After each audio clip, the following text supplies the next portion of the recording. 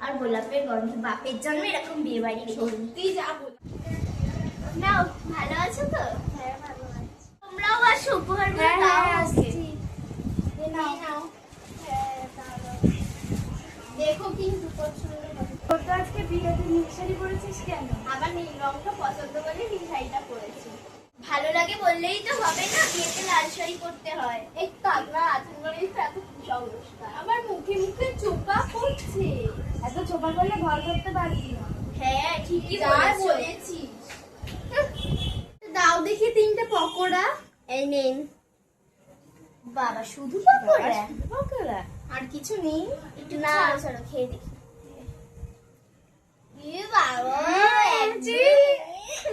পুরো ঠান্ডা মচমচ ঠান্ডা কি বাজে খেতে।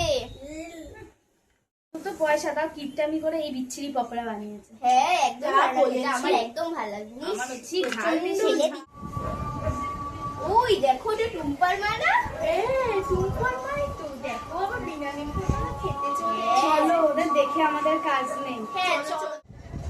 একটা জিনিস লক্ষ্য করেছো, বউয়ের গলায় কিন্তু মোটে একটা হার, তাও সোনার নাকি সন্দেহ। হ্যাঁ বাবা চলো, যাই হোক আমাদের দেখে কাজ। খাওয়া দাওয়াটা করে দিই। হ্যাঁ চলো চলো, আবার রাত হয়ে গেছে। তো ভালো খাওয়া দাওয়া হচ্ছে তো কাকিমা? হ্যাঁ ভালোই হচ্ছে, কিন্তু ভাতটা শক্ত শক্ত। ডালটা প্রচন্ড মিষ্টি হয়েছে। মাংসটা পুরো নুনে পোড়া। হ্যাঁ মাছের একটা গন্ধ। ঠিক আছে খাই খাই। গন্ধে পিণ্ডে খাবে আবার বলতেও ছাড়বে না। তা কিছু বলছো? না না দেখলে মুখখান কেমন করলো, ওর নাকি আবার বিয়ে। সমালোচনা খাবে। যা বলেছো। হ্যাঁ চলো চলো, খাবারটা ভালো লেগেছে? আমার তো